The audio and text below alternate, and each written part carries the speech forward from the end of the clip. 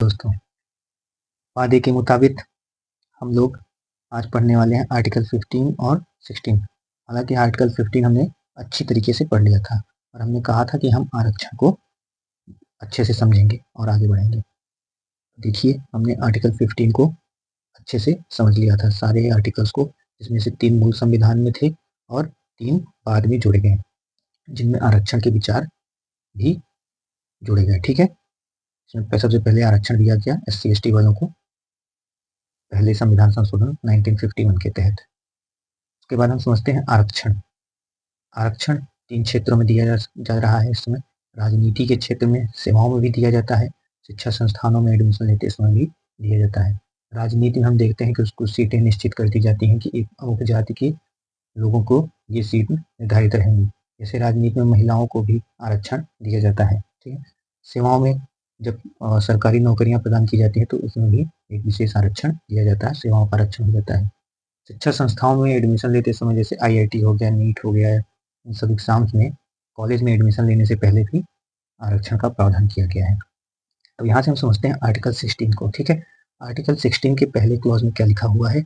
नियोजन यानी सरकारी नौकरी में नागरिकों के बीच अवसर की समानता होगी। यानी जो अवसर के समानता के अनुसार कानून बने हुए हैं, उसके तहत ही नियोजन की प्रक्रियाएं संपन्न कराई जाएंगी।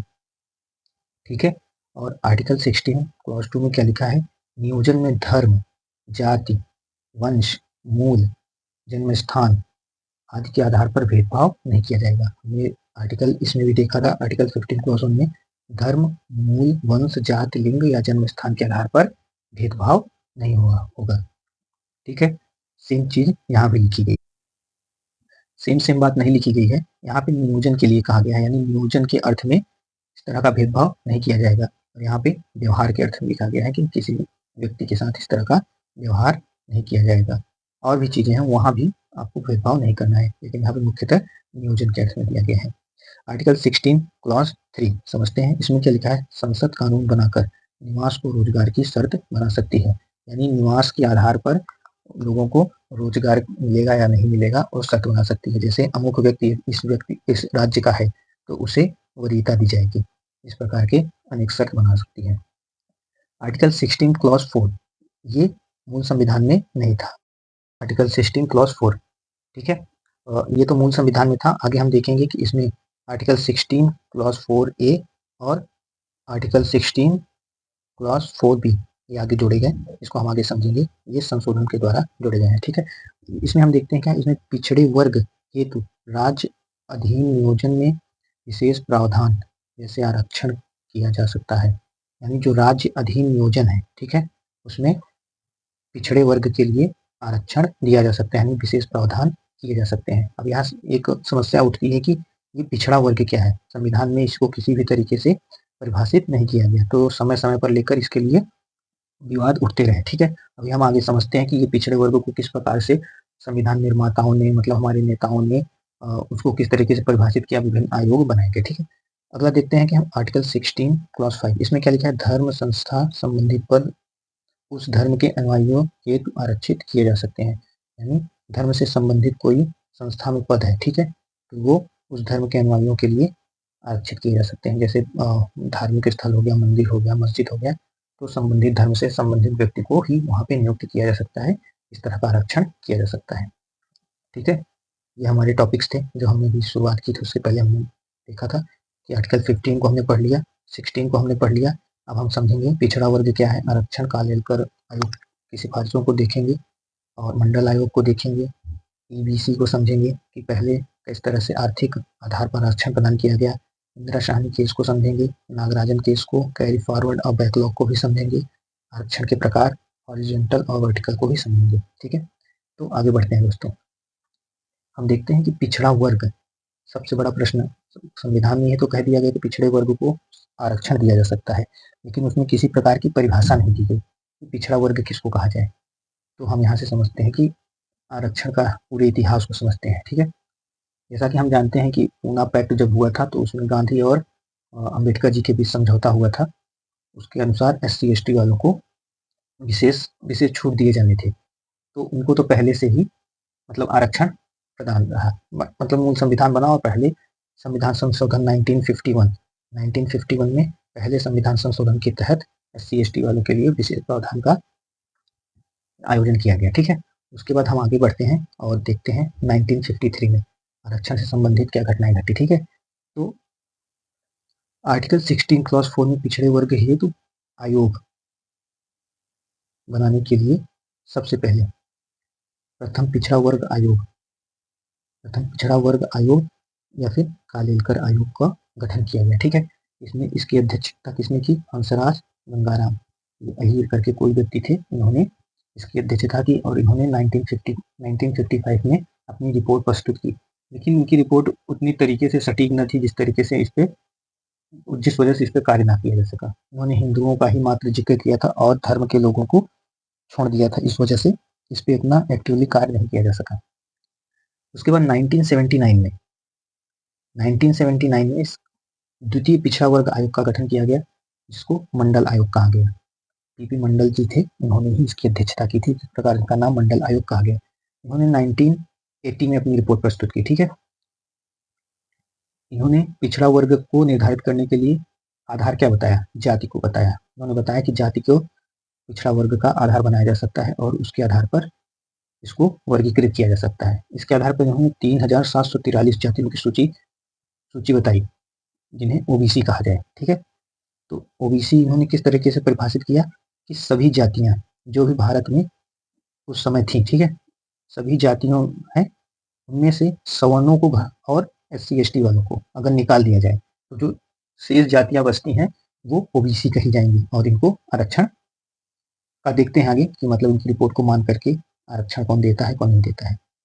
तो हमने देख लिया था कि ये SC/ST वालों को पहले ही आरक्षण प्रदान कर दिया गया था। गांधी और अंबेडकर जी में समझौता हुआ था। 24 सितंबर सन 1932 को यरवदा सेंट्रल जेल में गांधी और अंबेडकर के बीच समझौता हुआ था, जब गांधी जी की तबीयत काफी गंभीर होने लगी थी। वो अनशन पे बैठ गए थे कि ये पृथक निर्वाचन का मांग अंबेडकर जी समाप्त कर दें। ठीक है, इसी को पूना पैक्ट समझौता भी कहा जाता है।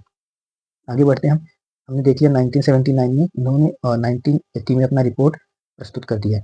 1980 में मोरारजी देसाई जी की जो गठबंधन सरकार थी वो टूट गई, नहीं तो ये मंडल आयोग की सिफारिशें मान ली जाती, लेकिन जब सरकार ही गिर गई तो फिर इस पे काम रुक गया। ठीक है, काम इस पे रुक गया। फिर 1989 में, ठीक है, 1989 में फिर से आती है क्या? गैर कांग्रेसी सरकार वीपी सिंह के उसमें निर्देशन में, राष्ट्रीय मोर्चा पार्टी के वो रहते हैं ये, तो इनकी सरकार में मंडल आयोग की सिफारिशें मान ली जाती हैं और ओबीसी के लिए 27% का आरक्षण दे दिया जाता है, जो आज भी लागू है। तो ये एक पीटी के लिए फैक्ट बन जाता है, आप इसको अपने दिमाग में कंठस्थ कर लें। हमने देख लिया 1989 तक का। फिर हम 1991 में आगे बढ़ते हैं आरक्षण के इसी चरण में। तो 1991 में क्या? कांग्रेस की गठबंधन सरकार बनती है। ठीक है, वो एक नई कैटेगरी बनाती है, EBC, इकोनॉमिकली बैकवर्ड क्लास। ठीक है, यानी जो आर्थिक रूप से गरीब लोग हैं उनके लिए एक प्रकार की कैटेगरी बनाती है और सबको 10% का आरक्षण दे देती है। तो हम अभी बात करते हैं कि EWS आ गया, तो जो आर्थिक आधार पे है, लेकिन वास्तव में ये तो पहले ही कांग्रेस ने ही शुरू किया था आर्थिक आधार पर। अभी हम आगे देखते हैं कि किस प्रकार से EBC को समाप्त कर दिया गया और EWS को नहीं समाप्त किया गया। ठीक है, क्या कमियां थी, किस वजह से इसको समाप्त किया गया, शायद सुप्रीम कोर्ट ने इसको हटा दिया था सॉरी। हम देखते हैं कि यहाँ पे एक बात और आप देखिए, 1991 में कुल आरक्षण की क्या स्थिति थी। SC वालों को 15% का आरक्षण प्राप्त होता था, ST वालों को 7.5% का आरक्षण था, OBC को 27% का आरक्षण था और EBC को 10% का आरक्षण था। ठीक है, ये इस तरह का प्रावधान था। लेकिन अब हम आगे बढ़ते हैं, इस आरक्षण को क्या मिलेगी? चुनौती मिलेगी, क्योंकि ये EBC वालों को आरक्षण दे दिया गया, तो और जो कास्ट के लोग थे जिनको आरक्षण प्राप्त था या फिर जिनको नहीं प्राप्त होता था, उन्होंने इस पे केस कर दिया। तो प्रमुख केस कौन सा था? इंदिरा साहनी केस। ठीक है, 1992 में। तो इस पे सुप्रीम कोर्ट की सुनवाई होती है, तो सुप्रीम कोर्ट इस पे महत्वपूर्ण निर्णय लेता है। ठीक है, पहला देखते हैं, आरक्षण अवसर की समानता का विरुद्ध नहीं है। मतलब सुप्रीम कोर्ट अपना तर्क देता है कि जो आरक्षण प्रदान किया गया है यह अवसर की समानता का उल्लंघन नहीं करता है, इसलिए ये दिया जा सकता है, क्योंकि हमारा संविधान वितरण मूलक न्याय के संबंध में आनुपातिक समानता का अनुपालन करता है या उसका विचार प्रस्तुत है, ठीक है, जिसमें कि जो व्यक्ति हैं उनको जाति के आधार पर या फिर सुविधाओं के आधार पर जिस प्रकार से कमियां हैं उसके आधार पर उनको आरक्षण प्रदान किया जा सकता है। तो भारत में मुख्य पिछड़ापन क्या है? सामाजिक है और आर्थिक है। तो सामाजिक शोषण अधिक है या फिर सामाजिक पिछड़ापन ज्यादा है तो उसको अधिक वरीयता दी जाती है, यानी दोनों आधार पर आरक्षण प्रदान किया जा सकता है। सामाजिक आधार को प्रमुख माना जाएगा।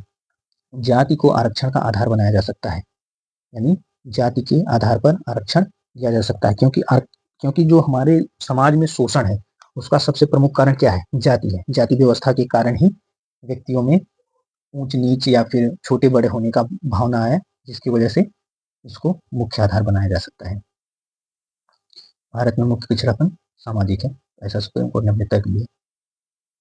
आगे के निर्णय में उन्होंने बताया कि पिछड़े जाति के साधन संपन्न लोगों को आरक्षण नहीं मिलेगा। अब यहाँ पे एक मुद्दा और आ जाता है, क्या? क्रीमी लेयर का सिद्धांत।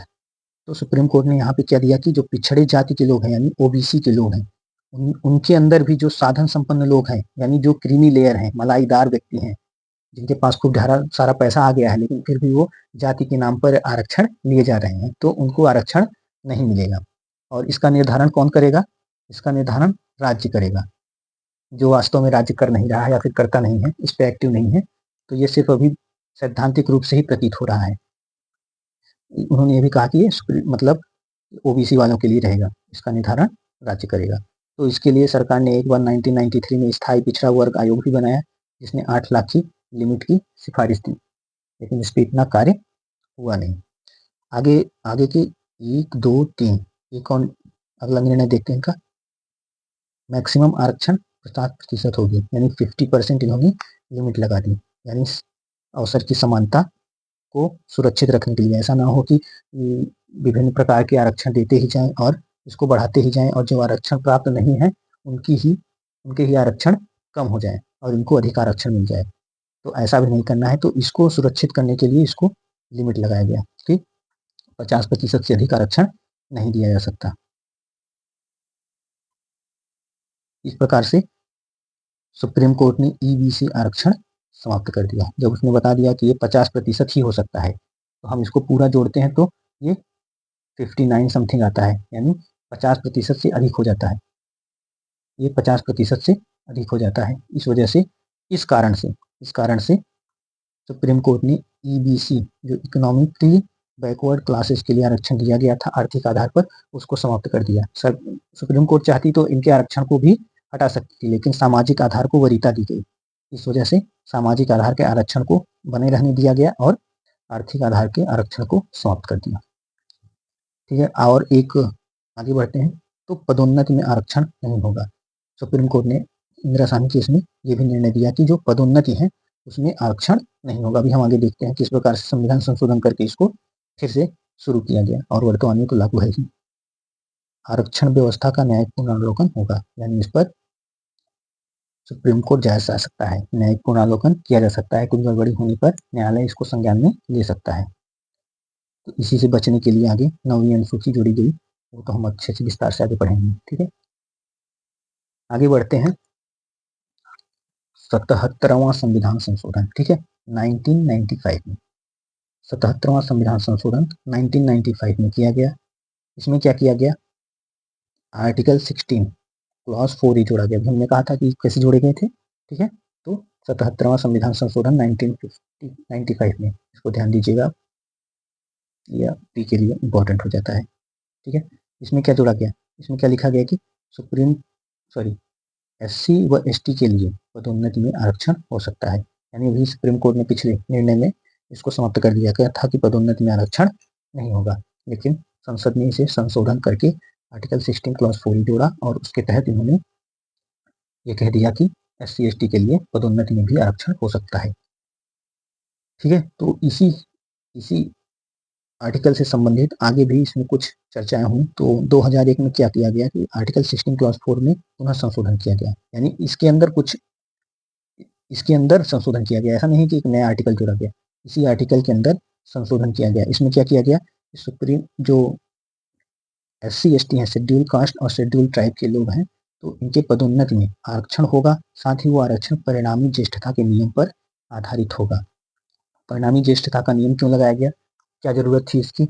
इसमें क्या था दोस्तों कि जैसे ए व्यक्ति है और बी व्यक्ति है, मान लीजिए ये ए जनरल का कोई व्यक्ति है, ठीक है, इसको आरक्षण नहीं प्राप्त है और इसको आरक्षण प्राप्त है। अभी मान लीजिए वर्तमान में दोनों समान पद पे हैं, ठीक है, दोनों समान पद पे हैं तो कोई दिक्कत नहीं है।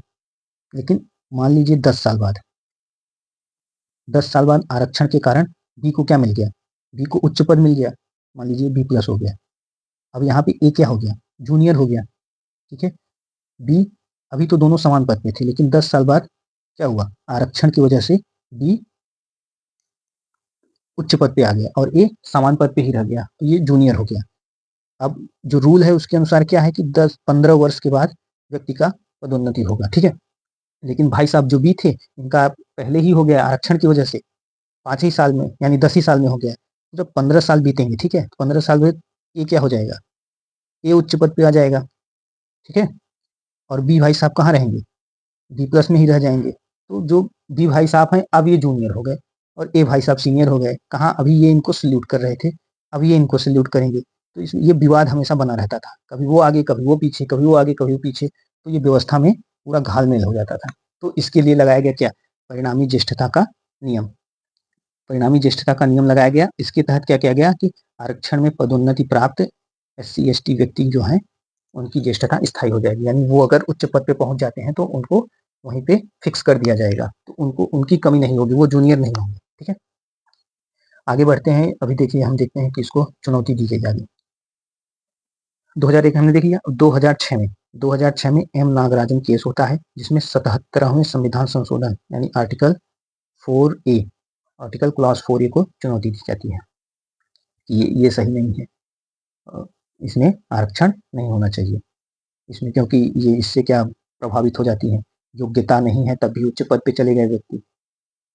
तो इन सब समस्याओं को देखते हुए सुप्रीम कोर्ट ने कुछ शर्तें निर्धारित की और इसको अपना निर्णय सुनाई दिया। सुप्रीम कोर्ट ने अपना निर्णय सुना दिया। उन्होंने कहा कि आरक्षण वैध है, यानी पदोन्नति में जो आरक्षण दिया गया है यह पूरी तरीके से वैध है और ऐसे इसे दिया जा सकता है। इसके लिए सरकार मतलब सुप्रीम कोर्ट ने 3 शर्तें निर्धारित कर दी। लागू करते समय राज्य पिछड़ापन, अपर्याप्त प्रतिनिधित्व, प्रशासनिक दक्षता संबंधी तथ्यात्मक जो आंकड़े हैं यानी फैक्चुअल डाटा उसको प्रस्तुत करेगा। ऐसा नहीं है कि पिछड़ापन नहीं है उसके बाद भी आरक्षण दिया जा रहा है, अपर्याप्त प्रतिनिधित्व तो नहीं है व्यक्ति का उस जाति का और फिर भी उसे आरक्षण दिया जा रहा है, और प्रशासनिक दक्षता प्रभावित हो रही है लेकिन फिर भी उसे पदोन्नति दी ही जा रही है। तो इन सब के कमी होने पर ही, यानी ये सच होने पर ही उसको आरक्षण दिया जाएगा, ऐसा सुप्रीम कोर्ट ने कह दिया कि ऐसे डाटा को कौन, राज्य प्रस्तुत करेगा, नहीं दिखाएगा। पदोन्नति में आरक्षण के समय शेड्यूल कास्ट और शेड्यूल ट्राइब में भी क्रीमी लेयर का सिद्धांत लागू होगा, इसको भी सुप्रीम कोर्ट ने अपने निर्णय में सुना दिया, नहीं लागू कर दिया। अभी हमने अच्छा एक बात और रह जाती है यहाँ पे, इसको भी ध्यान से समझ लीजिए कि आगे जनरल जैन सिंह केस 2018 में हुआ, जो जिसमें सुप्रीम कोर्ट ने इन 3 शर्तों में से पिछड़ापन संबंधी जो डाटा प्रस्तुत करने की अनिवार्यता थी, यानी इसको भी आप प्रस्तुत करेंगे, इसको हटा दिया। बाकी इसमें से ये और 2 चीजें एटजिट रही और इसको लागू रखा। अभी हमने देख लिया 1995 में 77वां संविधान संशोधन के तहत आर्टिकल जोड़ा गया था, ठीक है। अब हम देखते हैं कि 2000 में, ठीक है, ये इससे संबंधित मुद्दे थे, जो ये 2001 और 2006 में ये इससे संबंधित मुद्दे थे इस आर्टिकल से, इसलिए हमने इसको यहीं पे समझ लिया। आगे हम देखते हैं कि 21वां संविधान संशोधन यानी 81th कॉन्स्टिट्यूशन अमेंडमेंट में देखते हैं जो 2000 में हुआ, ठीक है। आर्टिकल 16 क्लॉज 4B जोड़ा गया, ठीक है। इसमें बैकलॉग और कैरी फॉरवर्ड को लागू किया गया।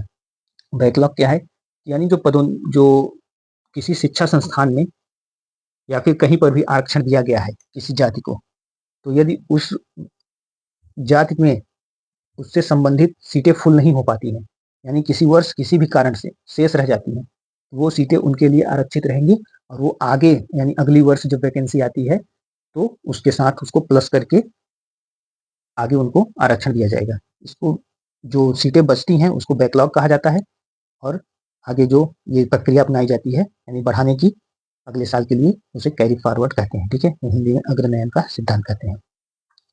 अब हम यहीं पे आरक्षण के प्रकार को समझ लेते हैं, लंबवत प्रकार और क्षैतिज प्रकार। का आरक्षण। ठीक है, लंबवत आरक्षण क्या है? लंबवत आरक्षण है यानी जो भी हमारे पूरी सिस्टम है, ठीक है, उसमें यदि प्रत्येक को पूरे में से 100% में से लंबवत आधार पर यानी कैटेगरी वाइज डिवाइड करके आरक्षण दिया जाता है, वो लंबवत आरक्षण हो जाता है। जैसे पूरे में से 7.5% एसटी के लिए फिक्स है, 15% एससी के लिए, 27% ओबीसी के लिए, बाकी जो शेष बचता है वो जनरल के लिए है, और उसी में ईडब्ल्यूएस के लिए भी है 10% का, यानी जनरल के अंदर ईडब्ल्यूएस। ठीक है, आरक्षण कहलाता है। ठीक है, और दूसरा है क्षैतिज आरक्षण यानी हॉरिजेंटल रिजर्वेशन। इसमें क्या होता है कि आरक्षण के अंदर आरक्षण, जैसे एसटी के अंदर 7.5% आरक्षण तो एसटी वालों को प्राप्त ही है, साथ ही एसटी के अंदर कैटेगरी बना करके जो एसटी स्त्रियां हैं उनको अगर किसी प्रकार का आरक्षण दिया जाता है, जैसे एससी के अंदर एससी महिलाओं को कोई किसी प्रकार का रिजर्वेशन दिया जाता है, 27% के अंदर ओबीसी महिलाओं को किसी प्रकार का रिजर्वेशन दिया जाता है, यानी ये जो जैसे ओबीसी के अंदर रिजर्वेशन है तो ये मात्र 27% के अंदर ही इनको मिलेगा। इस प्रकार का आरक्षण हॉरिजेंटल आरक्षण कहलाता है, यानी क्षैतिज आरक्षण कहलाता है। इसको आरक्षण के भीतर आरक्षण भी कहा जा सकता है।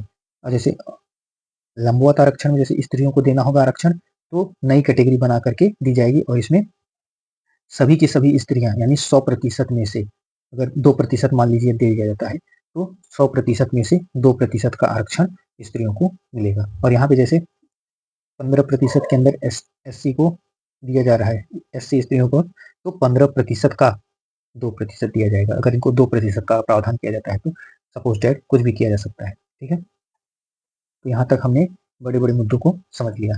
आगे की कक्षाओं में हम देखने वाले हैं क्या, ईडब्ल्यूएस आरक्षण को पूरी तरीके से समझेंगे। अभी ये बचा हुआ है, बिहार आरक्षण किस प्रकार से मांग की जा रही है, तमिलनाडु में जो आरक्षण है वो लिमिट के ऊपर होने के बावजूद किस प्रकार से बचा हुआ है, आरक्षण के महत्व को समझेंगे, इसकी कमियों को देखेंगे, इसमें क्या क्या कमियां हैं जिसको सुधारा जा सकता है, इससे क्या नकारात्मक प्रभाव पड़ता है समाज पे, और सरकारी प्रयास क्या किए जा रहे हैं इसको सुधारने में, या फिर कुछ नहीं किया जा रहा है, या फिर केवल राजनीतिक लाभ उठाया जा रहा है।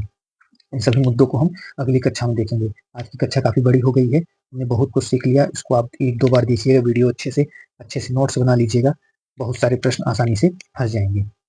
ठीक है, इसको देखने के बाद हम एक मेंस का कोई आंसर भी देखेंगे, इसको अच्छे से समझेंगे कि आरक्षण वर्तमान भारतीय राजनीति का एक ज्वलंत मुद्दा है, कथन के आलोक में आरक्षण व्यवस्था के विपक्ष में और इसके पक्ष और विपक्ष में अपने तर्क प्रस्तुत करिए। ठीक है, इसको अच्छे से समझेंगे, क्या क्या इसमें हो सकते हैं मुद्दे, इसको समझेंगे। ठीक है दोस्तों, धन्यवाद, मिलते हैं अगली क्लास में।